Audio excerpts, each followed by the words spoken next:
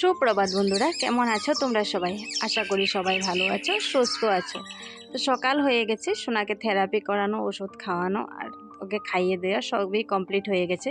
তো এতটাই রৌদ্র ওঠে, কি বলবো আর, যে রৌদ্রের মানে এতটাই রৌদ্র ওঠে, ভাবি যে সকাল সকাল কাজগুলি করে নিলে এই প্রখর রৌদ্রতে আর যেতে হবে না, কিন্তু আমার তো সেটা নয়।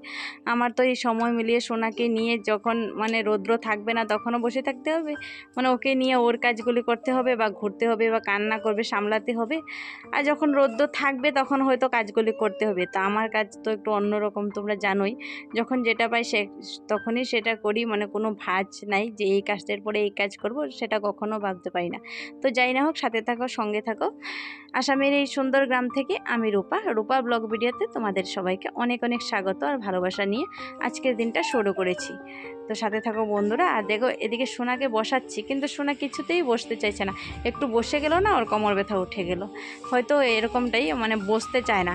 তো বাইরে কিছুক্ষণ ঘুরিয়ে নিয়েছি, বাইরে কিছুক্ষণ ঘোরার পরে তারপর ভাবলাম না, আর একটু চেয়ারে বসিয়ে দিই। আর যদি ওর পিছনে ও বসতে চায় না, আমিও যদি ভাবি না থাক, বসবে না, তাহলে তো ও বসতেই চাইবে না। তো চেয়ারে বসিয়ে দিলে একটু সময় থাকতে পারে, কিন্তু আমি সরে যাই না। আমি সরে গেলে পড়ে যাবে, তার জন্য আমি সরে যাই না। আর দেখতে পাচ্ছ কোমরটা কীভাবে, এই যে দেখছো, এইভাবে সরিয়ে দিবে ও, নেমে যাওয়ার ধান্দা, ও বসতেই চায় না। তো আমি ওকে অনেক ভুলিয়ে ভালিয়ে অনেক কথা বলে রাখছি। তোমাদের কথাও বলছি, যে তোমাদের নামগুলো বলছি আর কি, যারা যারা প্রতিদিন কমেন্ট করো, সবার কথা বলছি আর কি। আর যারা কমেন্ট না করো, আর তো জানি না, অনেকেই হয়তো ভিডিও দেখো, কমেন্ট করো না, কিন্তু তোমাদের কথা বলছি। দেখো, তোমাকে কত ভালোবাসে সবাই তোমার ভিডিও দেখে, তোমাকে দেখতে চায়। আর দেখো, তুমি কিচ্ছু করতে চাইছো না, সবাই তুমি যদি সুস্থ হয়ে যাও তো সবাই কত ভালো লাগবে, সেটাই বলছিলাম আর কি।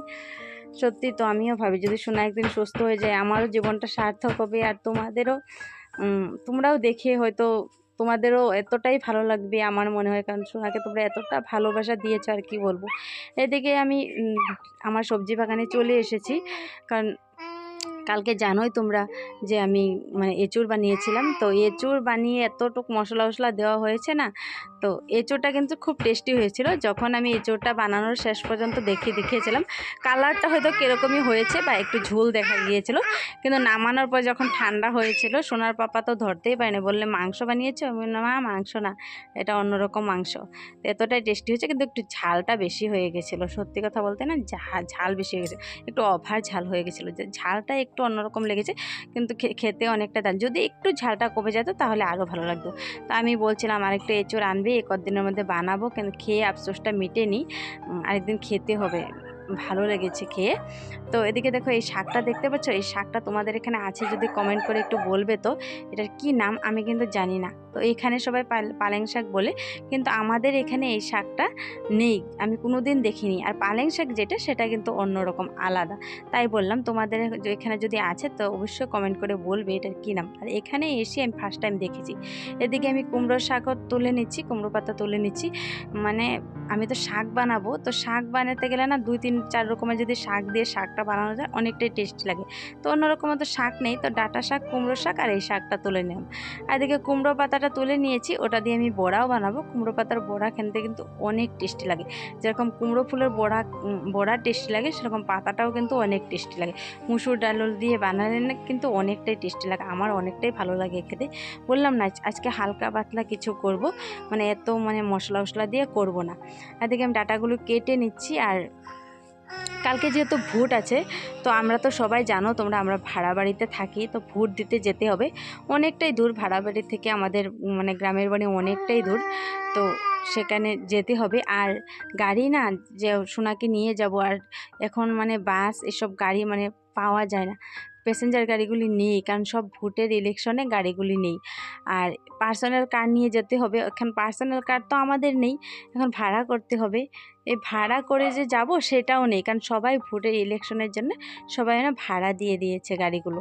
তো একটা গাড়ি বলেছে আছে, এখন কি হবে জানি না, পাওয়া যাবে কি না জানি না।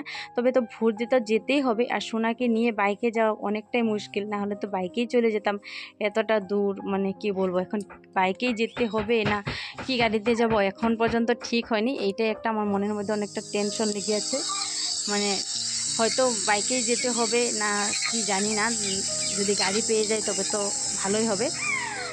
তবে এদিকে দেখো আমার রান্নাবান্না হয়ে গেছে। তবে যদি ঘরে যাই তোমাদের সাথে অবশ্যই আমাদের রুমটা শেয়ার করব, তোমাদেরকে বলেছি, কিন্তু কতটুকু করতে পারবো জানি না। এটা ভেবেই আমার এখনও মানে একটু অন্যরকম লাগছে যে আমি যখন ঘরে যাব আমি কি ভিডিও করতে পারবো, কারণ ওখানে গিয়ে আমি আজ পর্যন্ত ভিডিও করিনি।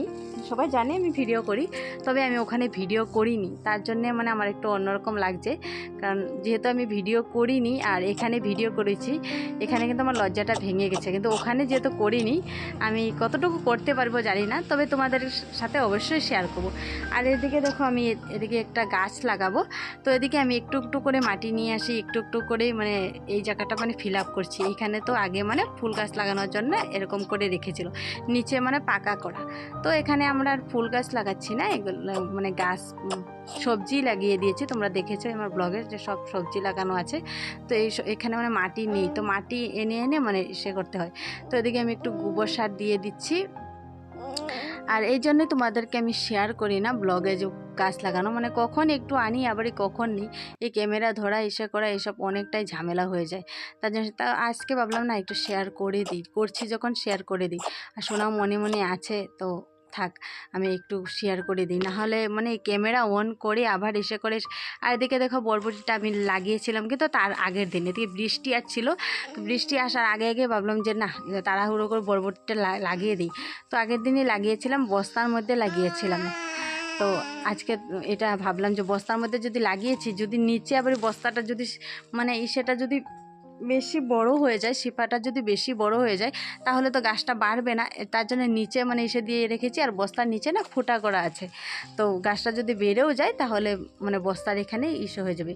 এদিকে সোনার দেখো মাথার মধ্যে কি হয়েছে দেখতে পাচ্ছ, কি যেন হয়েছে ছেলেটার, মানে এরকম তোমাদের মোবাইলে ক্যামেরাতে এত ফুটে উঠছে না, এরকম গুটি গুটি লাল লাল এদিকে হয়েছে, ওই সাইডে হয়েছে।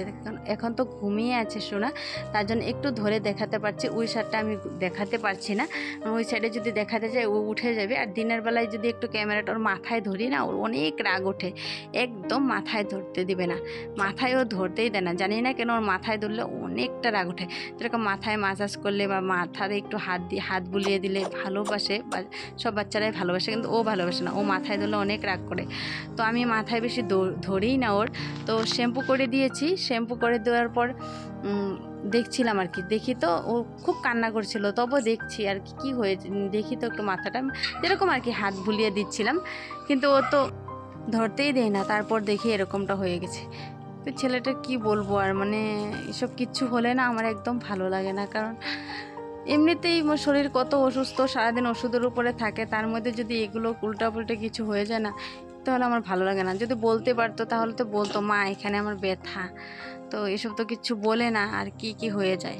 তো দেখো কি সুন্দর ঘুমিয়ে আছে জন্য তোমাদেরকে একটু দেখাতে পারলাম। যদি মানে ঘুমিয়ে না থাকতো তাহলে একটুকু দেখাতে পারতাম না। তো দেখা হচ্ছে